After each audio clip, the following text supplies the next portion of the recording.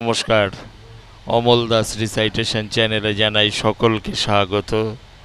আমরা এগিয়ে যাচ্ছি রানাঘাট কৃষ্ণনগর বাইপাস রোড ধরে। এই রাস্তাটি 12 নম্বর জাতীয় সড়কের সঙ্গে সংযোগ হয়েছে। যেই জায়গাটিতে এই রোডটি গিয়ে মিশেছে, আমরা সেই জায়গায় ধীরে ধীরে এগিয়ে যাচ্ছি। রানাঘাটের 1 কিলোমিটার দীর্ঘ রাস্তায় নির্মাণ করা হয়েছে চারটি ফ্লাইওভার। এই ফ্লাইওভারগুলি বর্তমানে চালু হয়ে গেছে, কিন্তু এখনও পুরোপুরিভাবে চালু হয়নি। আমরা কোথায় গিয়ে এই রাস্তাটি মিশেছে সেই জায়গায় যাব, আর এই রাস্তাটি কিন্তু আজকের মধ্যেই কমপ্লিট হয়ে যাবে। আমার মতো অনেকেই এসছে এই রাস্তাটিকে দেখতে। দেখুন, দীর্ঘ একটি ফ্লাইওভারের সাইড দিয়ে একটি রাস্তা। এই রাস্তাটি চলে গেছে সোজা রানাঘাট চূর্ণী ব্রিজের ওপরে। এই রাস্তাটি কিন্তু রানাঘাটের চূর্ণী নদীর ওপরে যে পুরনো ব্রিজ রয়েছে সেই ব্রিজে গিয়ে মিশবে। চলুন আমরা ধীরে ধীরে এই রাস্তা ধরে এগিয়ে যাই চূর্ণী নদীর ওপরে যে জায়গাটি রয়েছে সেই জায়গায়। দেখুন, একেবারে ঝাঁ চকচকে রাস্তা তৈরি হচ্ছে, আর এই রাস্তাটি আজ শেষ হয়ে যাবে। সম্পূর্ণ কাজ অল্প একটু বাকি আছে, হয়তো আগামীকালই এই রাস্তাটি চালু হয়ে যেতে পারে।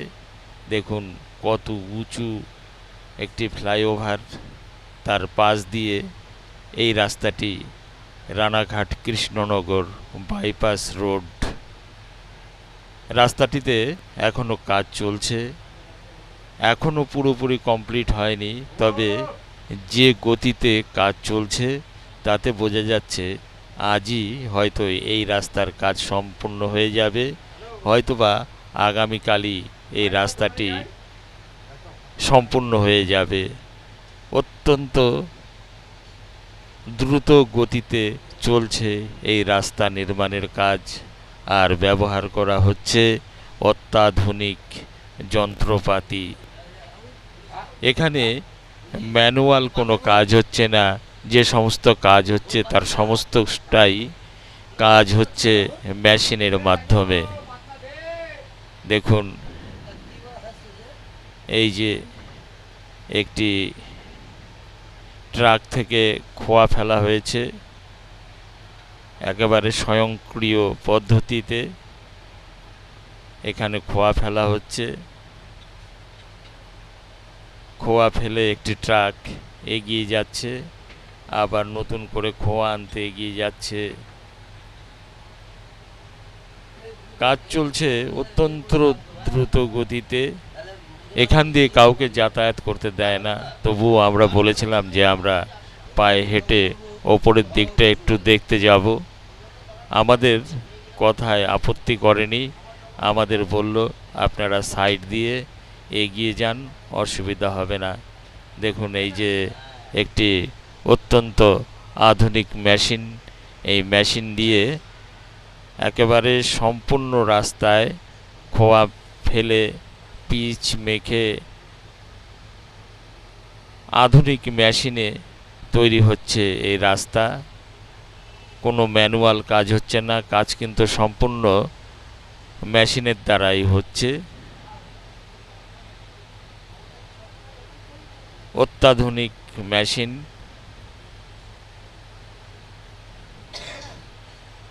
আর আমার চ্যানেলটি যদি আপনাদের ভালো লাগে, চ্যানেলটিকে অবশ্যই সাবস্ক্রাইব করবেন এবং সঙ্গে থাকবেন, আর এই রকম নতুন ভিডিওর নোটিফিকেশান আপনাদের কাছে পৌঁছে যাবে। দেখছেন 12 নম্বর জাতীয় সড়কের সঙ্গে কৃষ্ণনগর বাইপাস রোডের মিলনস্থল। আমরা এখন যে অংশটা দিয়ে এগিয়ে যাচ্ছি, এই অংশটির রাস্তা কিন্তু কমপ্লিট হয়ে গেছে। আমরা ধীরে ধীরে এগিয়ে যাব চূর্ণী নদীর পুরনো ব্রিজের ওপরে। এই পুরনো ব্রিজের ওপর দিয়েই কিন্তু এই রাস্তাটি চলে গেছে। একটি রোলার রাস্তাটিকে ডোলে সমান করে দিচ্ছে। দেখুন এই যে রোলার, আর রাস্তার সাইড দিয়ে কিন্তু গার্ডওয়াল দেওয়া হয়েছে। রাস্তাটি যেহেতু নিচু থেকে উঁচুর দিকে উঠে গেছে, তাই এখানে গার্ডওয়াল দেওয়াটা অত্যন্ত জরুরি ছিল। দেখুন এই যে মূল রাস্তায় আমরা চলে এসেছি। এটি কিন্তু রানাঘাট। আপনারা যারা অনেক দিন পরে রানাঘাটে এলেন, তারা কিন্তু আপনারা রানাঘাটকে আর চিনতে পারবেন না। কখন রানাঘাট পার হয়ে যাবে বুঝতেও পারবেন না। আপনাকে যদি কন্ডাক্টর না বলে দেয় যে রানাঘাট এসে গেছে, তবে আপনি কিন্তু আর বুঝতেও পারবেন না যে কখন রানাঘাট পার হয়ে গেল। চূর্ণী নদীর ব্রিজের ওপর দিয়ে এগিয়ে যাচ্ছি। অত্যন্ত দ্রুত গতিতে এগিয়ে যাচ্ছে ফ্লাইওভার দিয়ে গাড়িগুলো। এই সাইডটাই কিন্তু এখনো চালু হয়নি। এই সাইডটা কৃষ্ণনগর বাইপাস রোডের সঙ্গে এসে মিশেছে।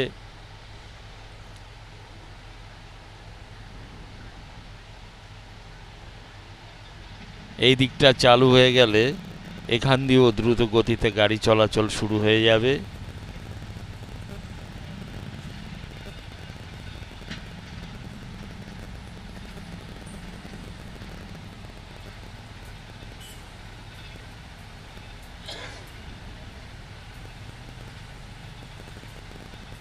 চলে এলাম চূর্ণী নদীর পুরনো ব্রিজের ওপরে।